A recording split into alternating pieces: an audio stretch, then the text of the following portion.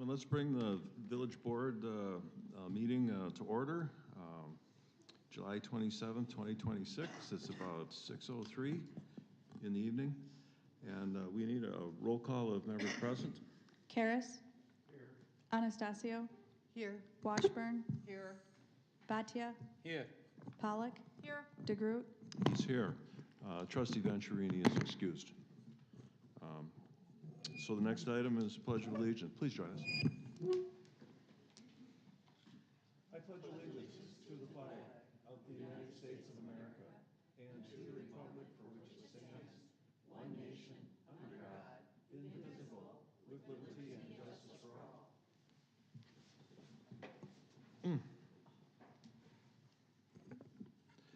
So I'm pleased to welcome Kristi Heuser. She's with the River Watershed, Pike Win, and she has a presentation that she wants to update us with. All right. Hello, everybody. My name is Kristi, and I work with Pike Win. I'm here today because, well, if you don't know Pike Win, we're a local 501c3 nonprofit that focuses on water quality in the region. And we are your Respect Our Waters. You're part of our Respect Our Waters program. So that is essentially the DNR has a stormwater permit. There is a small section that says to do public education outreach. And I am lucky enough to be the person that gets to do the education and outreach for Mount Pleasant and other municipalities. And working with the DNR, with all our municipalities that have the Root River watershed in them, so you guys are lucky, you get the Pike and the Root, but specifically for our Root River munis, I'm going around and doing this brief presentation just to explain kind of what the Respect Our Waters is, what I'm out teaching the citizens, the basics of the issues with the Root River, and then what you can focus on as elected officials since you guys are such a huge part, a huge piece of the puzzle. So if I haven't met you out and about at different events before, this is a brief overview of a few different displays that we bring around. So first is the stormwater space experience. This is all focusing on infiltrating stormwater using native plants. And the kids are the little rain clouds and they blast the water blasters. And we talk about what happens when the water goes down the sewer and all the different pollutants that it picks up versus going on lawn with shallow root systems versus our deep-rooted native plants. And this is a great one for kids and adults alike to see how important it is to have these native plants in the landscape because they act like a sponge and really soak up that storm water. Another requirement is actually talking about pet waste and E. coli bacteria. So we have a pet waste display where people are using pooper scoopers and we're training the kids how to be better because though it seems silly, it is actually a very big issue, and E. coli bacteria, it is what's closing your beaches downstream. So this is a great way to get people hands-on and involved, and it's a memorable one, and kids and adults like it. Then we have the watershed model, which gives a great overview of all the different pollutants, which I'll touch on shortly. I love bringing this one to different schools and showing the kids that what happens when I put all these different sprinkles that are the pollutants on the landscape and the water washes across, and we see our beautiful rivers and lake fill up with junk, which is what's happening in real life. And then the new addition is the salt display. So chloride levels are rising in all of our rivers and lakes across the state, coming from the DNR. So this one is continually being added to. The more I get out and about and people ask me questions, continue to add to the salt display, but chloride contamination is a big issue as well. And then getting to the Root Pike Basin down here. So unfortunately, of all of these watersheds, they're all classified as impaired, and that's coming from the EPA and their 303D impaired waters list. So you can see how large of an area the Root River watershed is. That's all the yellow on here, and how many people have the power to make a positive impact on the Root River. And the different issues of why the Root River is landed on the 303D impaired waters list, along with the Pike River as well, is going to be excess phosphorus, which is causing your algae blooms. So this is coming from grass clippings and leaves and fertilizer use. And to some extent, we just have a lot of natural phosphorus down in this area that loves to stick to soil. Or sediment. And sediment is going to be your next big polluter. And you can kind of see that pond looks like chocolate milk, and that is not what our river systems should look like. So sediment is coming from possibly construction sites that aren't following the rules. It could be coming from agriculture, and then just general stream bank erosion. So there's a lot of energy when we get these big storms that comes rushing through our rivers and knocks that sediment down into the water, which we do not want. As I mentioned, chlorides are a big issue, so when I see salt like that, that really stresses me out. But I'm working with a lot of our Department of Public Works and then also just the citizens in general, so everybody kind of has their piece in the puzzle with chloride reduction.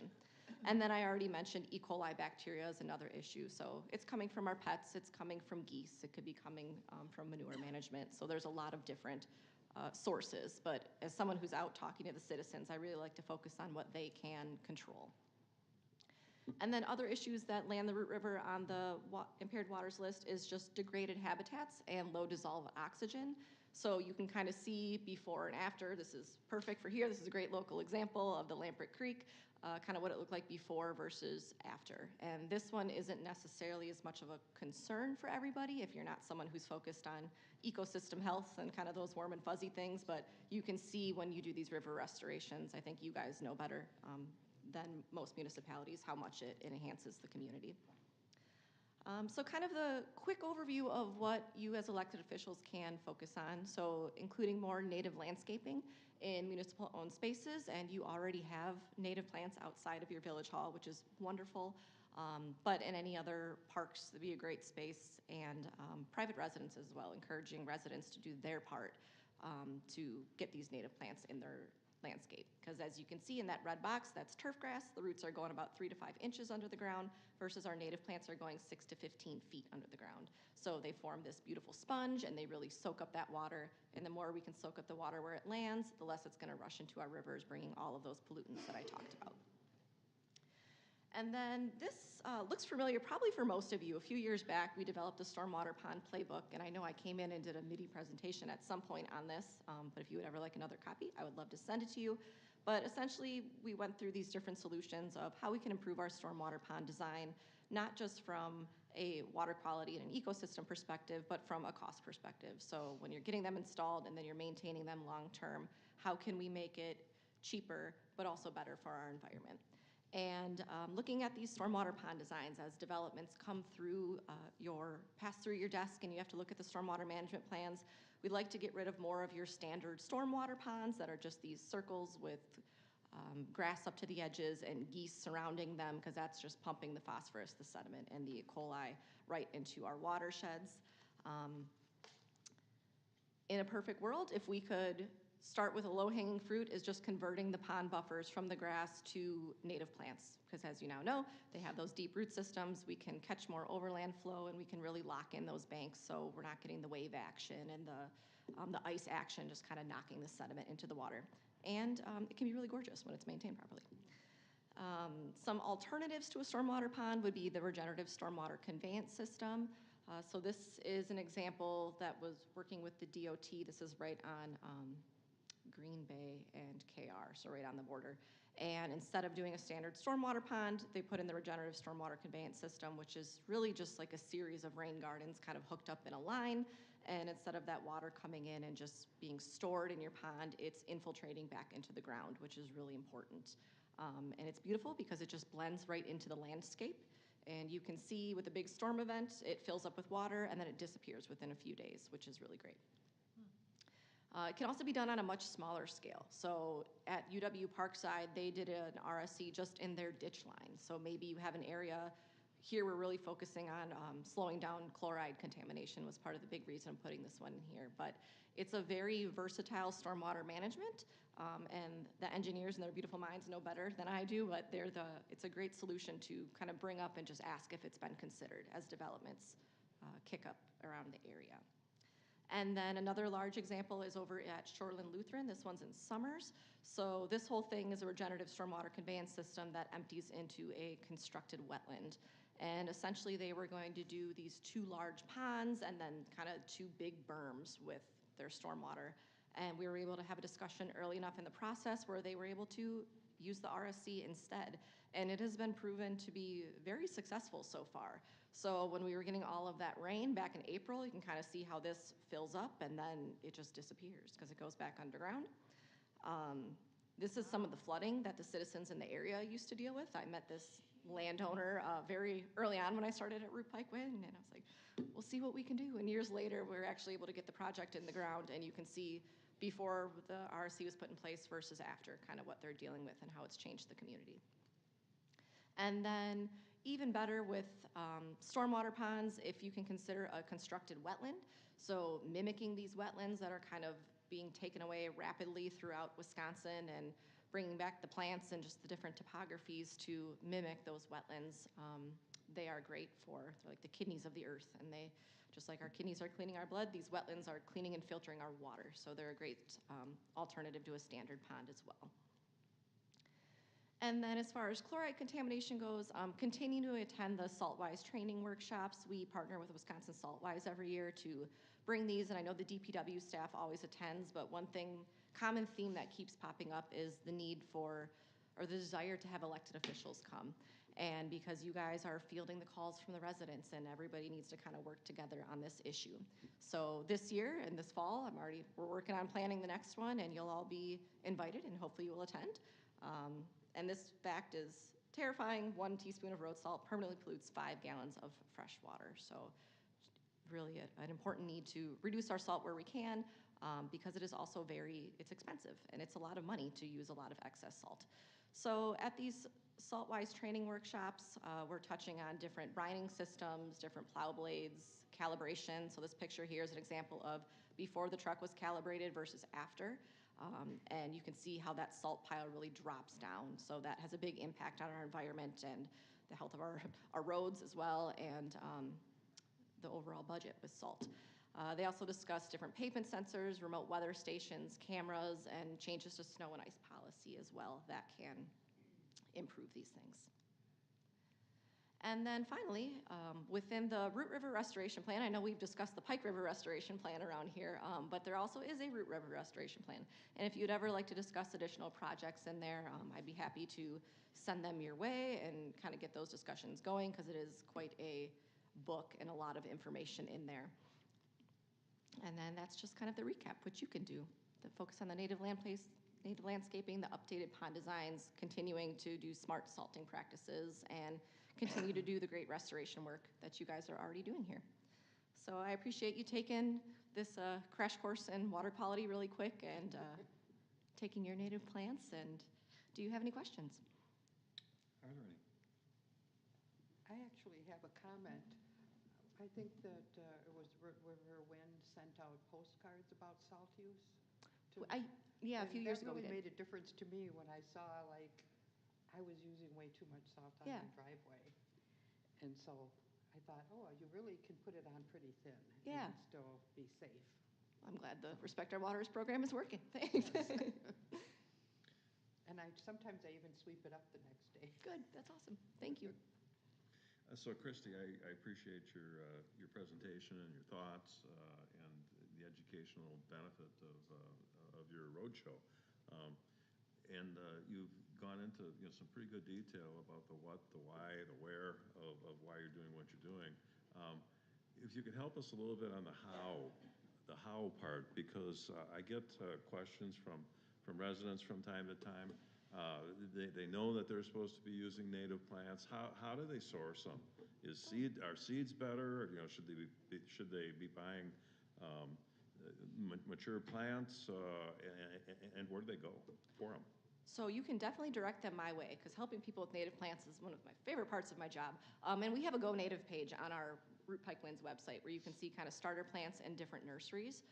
It is an issue where we don't have native nurseries like right here in the area. So Johnson's Nursery is kind of your nearest major area. But you can also look at your wild ones. The Root River chapter specifically, they have a plant sale every year, and those are really great options. If you go from seed versus plants, I think it just depends on your level of patience. If you go from seed, you're gonna have to kind of mow it strategically and really keep an eye on it. Otherwise, it can turn into kind of a weedy mess if you're not managing it properly. But if you like instant gratification, getting the big plants will get you some blooms in the first year, which is great. Well, thank you very much. All right. Again, I appreciate the presentation. All good. All right, thank you guys. And keep up the good work. Okay, let's move on to public comment. Members of the public are welcome to provide comments on any matter. Please listen for the president to recognize you. State your name and address for the public record. Comments are limited to 3 minutes. I don't have anything from the clerk. Nobody seems to be signed up. Anybody that failed to sign up wishes to speak to speak on any matter? Going once, going twice? No takers, so we'll close public comment, and we'll move on to the consent agenda. Mr. President, I want to make a motion to approve the items on the consent agenda, but before I make the motion, I recommend we pull out the item 3, so we can have a discussion on that, because I got some concern about the item 3. But if not, then I'll make a motion to approve this as it is.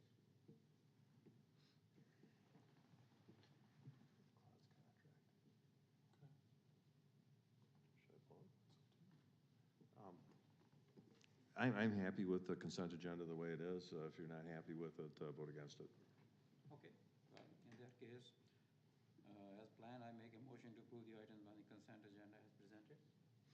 Second? So we have motion and second on the consent agenda. All in favor, signify by saying aye. Aye. Opposed? I want to say aye to all the item 1, 2, and 4, and no to item 3, because, like I said, I have some concern, I have some comments on that, so. Okay, would the clerk note that? Thank you.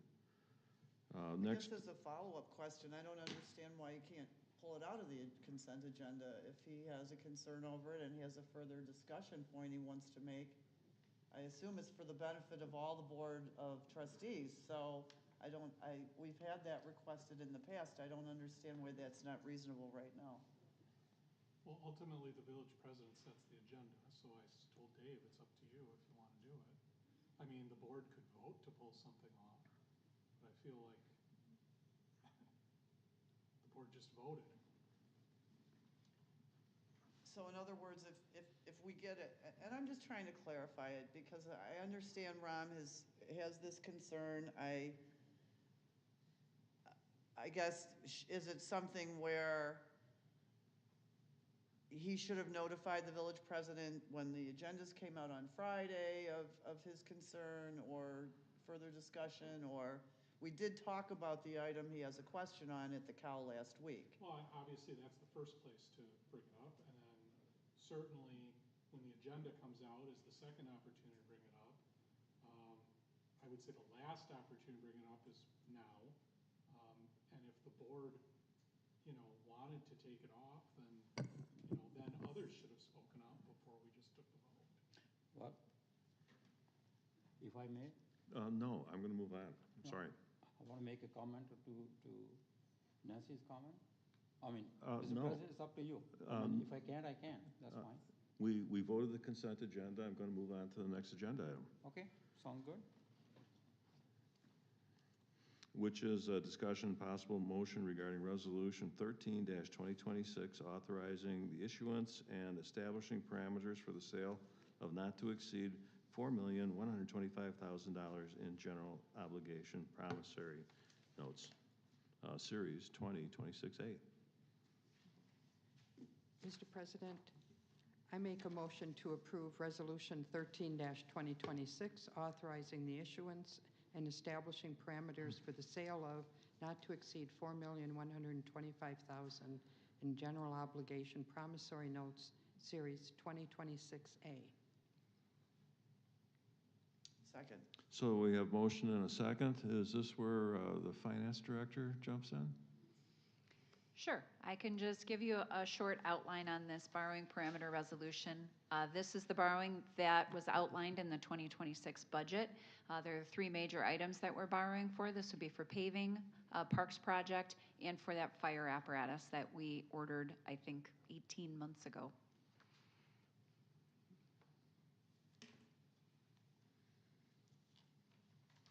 Everybody remembers, right? Yes. Okay. Any further comment? Just one question. Go ahead. As regards to Droids Park, didn't we also, I know that's in the borrowing that we talked about, but part of Droids, isn't that also partially being paid for by a donation? Correct.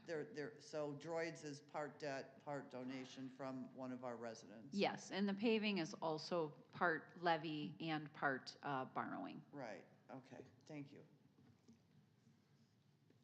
Okay, so in the matter of note, Series 2026A. Roll call? Karas. Anastasio. Aye. Washburn. Aye. Bhatia. Aye. Pollock. DeGroot. Aye, motion carries.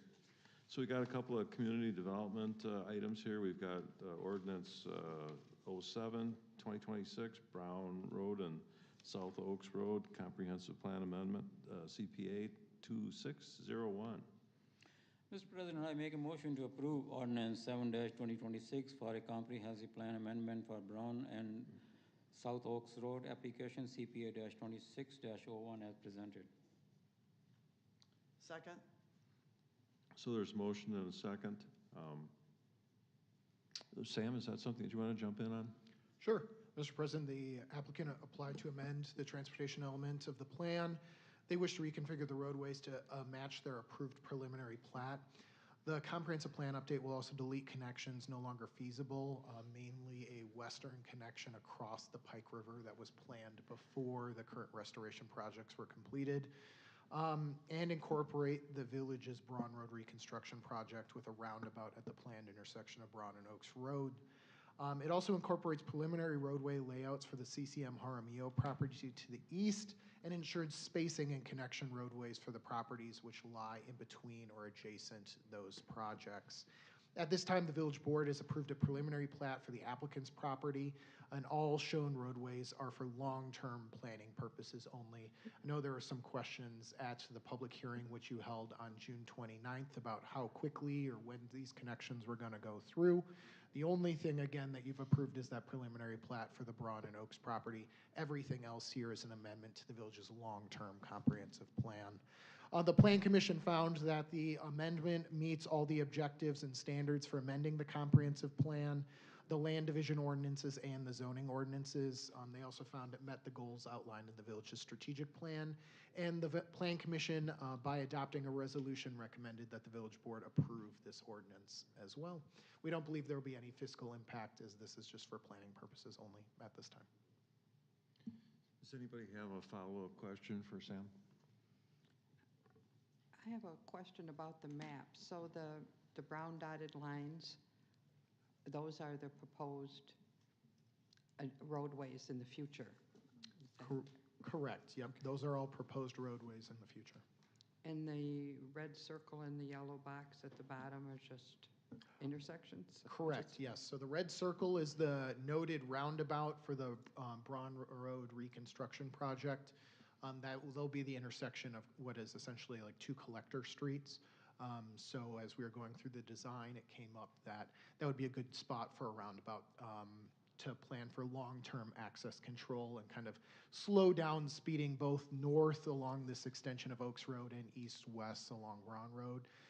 The yellow box is a potential future intersection, but that one is not fully designed yet or a part of the Braun Road reconstruction project at this time. And so the roundabout, and you're not showing it because it's off the map to the south, that'd be the extension of Oaks Road going south into that subdivision that's yet to be built. Correct, yep. There is the village's long-term plan shows Oaks Road kind of continuing along the Pike River and then bending eastwards to connect into State Trunk Highway 31. You'll note in your summary and staff report that that is actually a connection that has appeared on the village's comprehensive plan for more than 20 years, but has also been identified by the Southeastern Wisconsin Regional Planning Commission as a connection of kind of regional importance. When it's all said and done, that end of Oaks Road from 31 will bend, connect through what we're talking about today, extend all the way north, and then eventually connect in with Airline Road north of State Trunk Highway 20, which then, when that is extended, would go all the way up to Caledonia. So it'd be kind of a full north-south collector street that would provide another north-south connection in the village. Again, once it's constructed, right now the plan horizon is 2035, but it'll probably be extended out to at least 2050 next time we update the comprehensive plan. Sure, and as a reminder to the board, you know, all these dotted lines, they're planned roadways, and you know, don't want it lost on us that the roadways are development driven. they don't get built until we approve, some kind of subdivision development or likewise. So in the matter of Braun and Oaks Road, the Comprehensive Development CPA 2601, roll call, please. Karas. Anastasio. Aye. Washburn. Aye. Bhatia. Aye. Pollock. Aye. DeGroot. Aye, motion carries. So let's jump to Ordinance 08, 2026, Emmertsen Road West Comprehensive Plan Amendment CPA 2602. Mr. President, I make a motion to approve Ordinance 8-2026 for a comprehensive plan amendment for Emmertsen Road West application CPA-26-02 as presented. Second. So here, a motion and a second. Back to Sam. Mr. President, Nielsen, Madsen, and Barber applied on behalf of Amy Hamilton to amend the village as part of the transportation element of the comp plan for this area. The applicant wishes to reconfigure the roadways to match their also approved preliminary plat. The primary changes are the removal of the east-west connection of Apollo Drive through what is currently a developed home parcel, and the removal of a connection eastwards on South Emmertsen Road. The remaining proposed roadway layout remains largely the same with just some minor tweaks to reflect actual better geometry of the roadways. The Plan Commission found that this meets all the elements to amend the comprehensive plan, the land division ordinances, zoning, and the village strategic plan, and the Plan Commission recommended through resolution that the village board approves this ordinance. What is the roadway it's using now? What's the change from before? So if you can see on the northwest portion of kind of the draft area where there's the cul-de-sac there, that actually in the current proposed road plan goes straight west. So it goes through someone's house. So essentially when that subdivision was platted, decades ago, they never updated this part of the comprehensive plan map. So we're fixing that now as this property looks to develop. That plan was also to go straight east out to Emmertsen Road, which would also be very difficult to accomplish now with how those properties along Emmertsen Road have been developed and added onto. So we removed that connection too. So this still retains connecting into the existing stub roads and all the adjacent subdivisions. It connects it includes that Mariner Drive connection over to Kinsey, which is kind of the one that is most important to carry cross-village traffic. And it still does retain that second access point into the site as well for emergency purposes and to kind of take the traffic load off. So it's really just a minor amendment to the plan, but that cul-de-sac on the northwest side is probably the biggest change. Mr. President? Sure. Yeah, we spent a lot of time at Plan Commission talking about this, and it was a little bit confusing because the bulk of the change, as Sam just said, is in regard to the Hamilton project. And somehow in years past, when the subdivision to the west of the Hamilton property was developed, they never took into account the roadway plan. So they lost an opportunity for connectivity because now where it was shown, it sits a house. I see as this neighborhood develops, when you look south of the Hamilton property, the lines and lots that are drawn in there are conceptual. The roadways are conceptual. They could move to the right or left a foot or 100 feet. And as that southern portion south of the Hamilton property does develop and its uses are brought forward or lots or whatever, at least we now show the north-south and the east-west locations that we're interested in the future and connectivity in the future. And potentially this could be amended again on the south side as that area develops. But we kept the major connectivity that was we were concerned about over to Emmertsen Road, as well as Sam said, the Mariner Drive east-west connectivity. So. Mr. President? Yeah.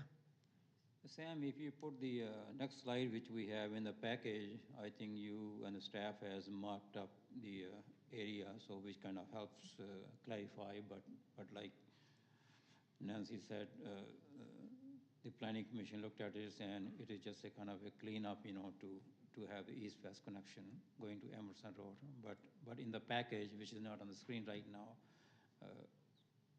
finally I see the marking of the proposed amendment. For the trustees, if you look at your package, you will see that. On the map where the label says Explorer Drive, is Explorer Drive going to connect to Emmertsen then? But you just can't see it because of the labels in the way? No, that's the road that goes through the middle of the house, right? Oh, no,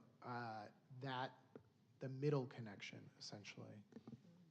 Yes, that is planned to go through, and that is also existing on the comprehensive plan, so that hasn't changed at all. Oh.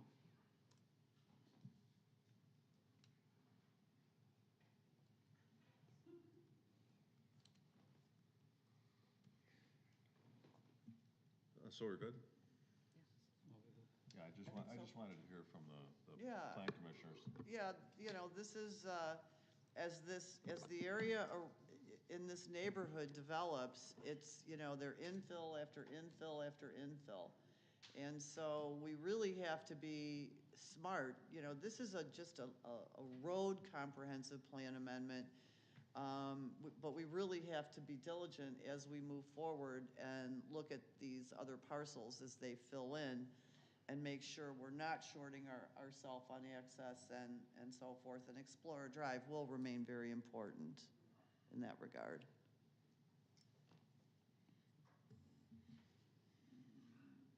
Okay, so regarding the comprehensive plan, CPA 2602, I'll call roll call vote. Karas. Anastasio. Aye. Washburn. Aye. Bhatia. Aye. Pollock. DeGroot. Aye, that motion carries. I don't see any other agenda items, so we got one last motion. I would like to make a motion to move to adjourn. Don't forget the Racine County Fair. Yep. So I have a motion and a second by, who? Pollock. Okay, somebody will jump in. Gina. Okay, a second goes to Gina. All in favor signify by saying aye. Aye. So we stand adjourned. Thank